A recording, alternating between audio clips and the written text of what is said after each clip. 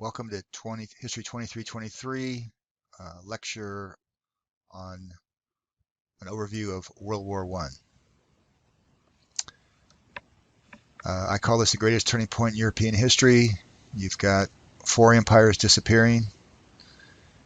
You've got this whole idea of human progress being reversed.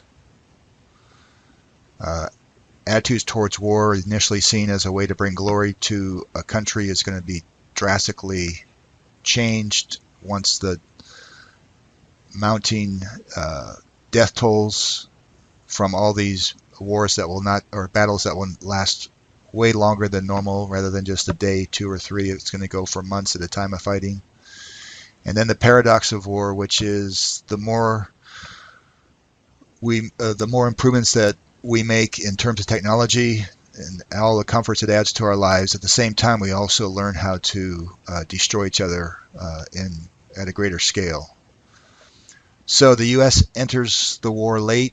It starts in 1914, and we get in for the two reasons that I mentioned there: unrestricted submarine warfare and national security threats. Your book will also add the Zimmerman note, which is fine. You can keep it as unrestricted submarine warfare and the Zimmerman note. Those two are fine to have as the main reasons we get into the war.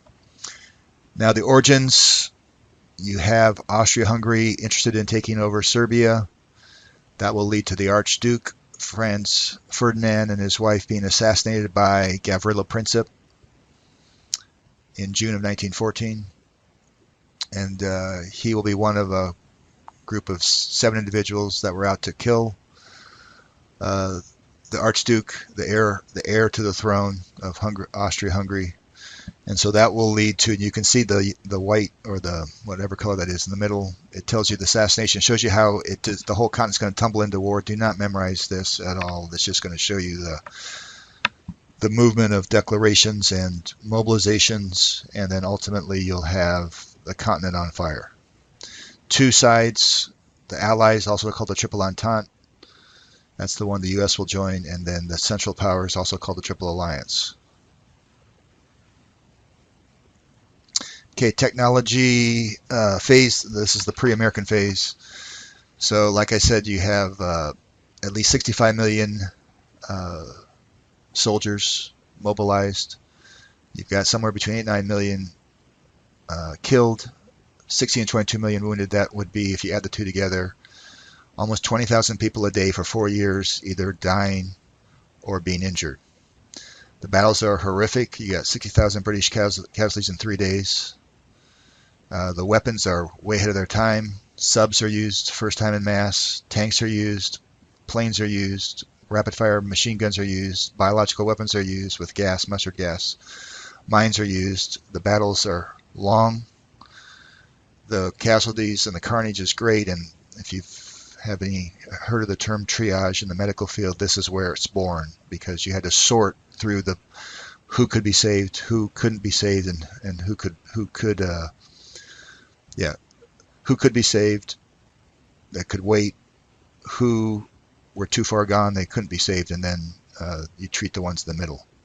The war plan that's important is the Schlieffen Plan, that first one. The German plan, they were trying to knock out both France. If you look at the map of World War I, you'll see that France and Russia are both fighting against Germany. So the idea is to avoid a two-front war by taking out France first and then going over to Russia. However, what sets in to the Western front between Switzerland and the English Channel will be called the Western Front. It's 400 miles of trenches, rows of trenches on each side, in between, called no man's land, and it's going to be just a wasteland. People are living in dirt, water, mud, with all kinds of interesting things to deal with, like rats and lice and so forth. U.S., this gets a little small, sorry about that, but the U.S. will be neutral until 1917. Wilson will run in 1916 and win re-election based on keeping the U.S. out of the war. They're the major issues. Minor issues, you can see I put the Zimmerman note in the minor issue, but national security and that unrestricted submarine warfare is going to be the two major ones. The Lusitania is sunk in May, second year of the war, 1,200 people die, about 128 Americans also die. And William Jennings Bryan, who is Wilson's Secretary of State, is a pacifist, so he doesn't like the war message or threats that Wilson makes to Germany. And so he resigns out of principle, and Lansing becomes the new Secretary of State. There's Wilson's victory over Charles Evans Hughes. And then in 1917, February 1, you have the Unrestricted Submarine Warfare, which means anything floating can be sunk without warning. And so that's going to threaten the U.S. commerce, everything on the open oceans. And then the Zimmermann Note, which is the German foreign minister sending a secret message to Mexico City, offering them the land they lost in the war with Mexico and so forth in return for fighting the United States if the U.S. enters the war.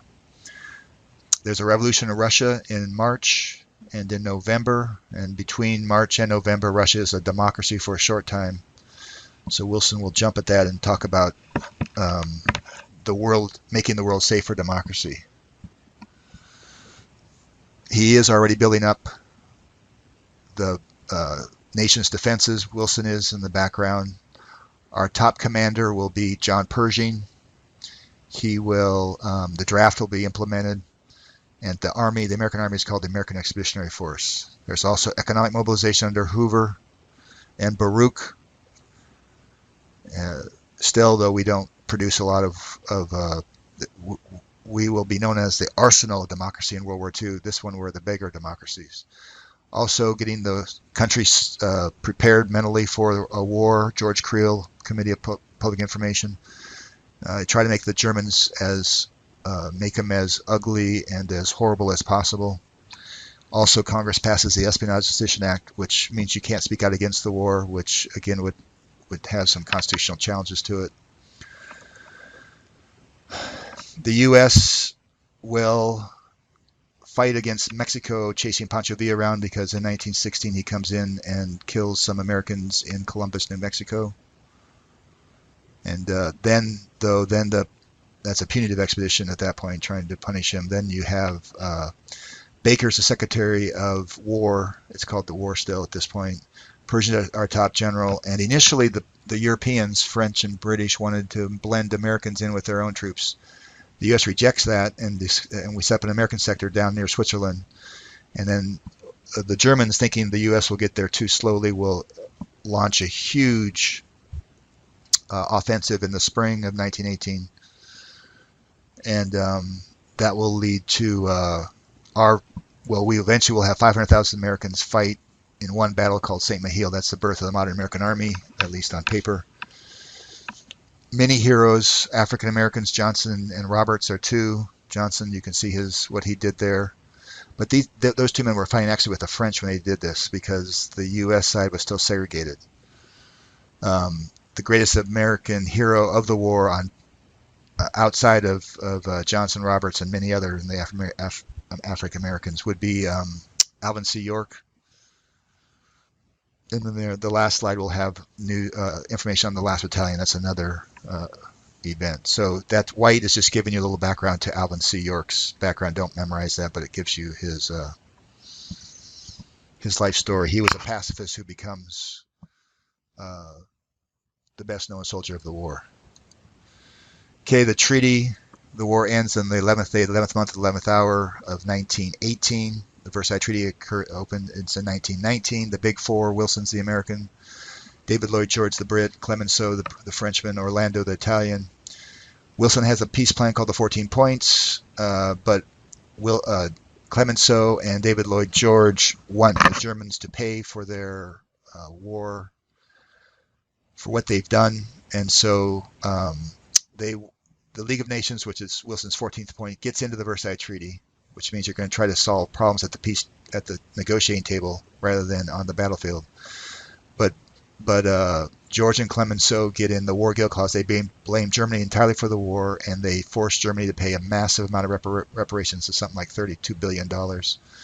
And this will tank the German economy, and also will give someone named Adolf Hitler a way of ginning up the German people for going back and challenging the conditions set out by the Treaty of Versailles.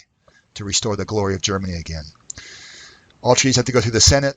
Wilson didn't take a single Republican over with him to negotiate this treaty, and so it comes back, and there's 2 Republicans that will be opposed to it. The reservationists are led by Lodge, Massachusetts. He has 14 reservations about it, and then Idaho's William Borah, the senator from Idaho, is the irreconcilables, which is they won't support the treaty no matter what. So a big issue in the treaty is that it took away some of the congressional war-making powers. So the treaty goes down in flames.